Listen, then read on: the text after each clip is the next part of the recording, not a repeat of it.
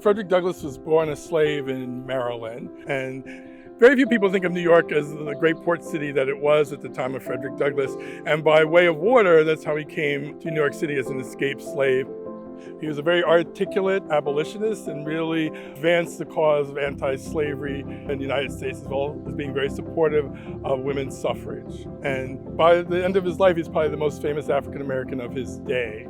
For many years, up until the 1990s, the northwest corner of Central Park was just an intersection. But the community really wanted to see a more formal improvement to that intersection into a traffic circle, and within the circle, a monument that honored Frederick Douglass.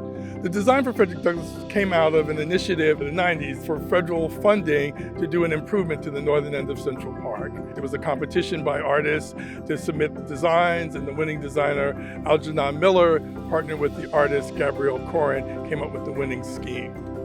The Central Park Conservancy was critical in gathering together all the different parties and be able to present a proposal to the federal government toward this enhancement project. So it really facilitated the broader look at that intersection as a public commemorative spot. And it's become a sort of significant spot in Harlem culture, which is very gratifying. I've always enjoyed working on the Frederick Douglass project, and I always encourage people who are involved in civic projects that there's extra reward. And one of the rewards for me is the artist Gabrielle Corin was uncomfortable just doing hands. And when she came around to doing Frederick Douglass' hands, she made a model of my hands, for which his hands are reflective of mine. So every time I go, I can see how much more I've aged compared to when I did those hands about 20 years ago.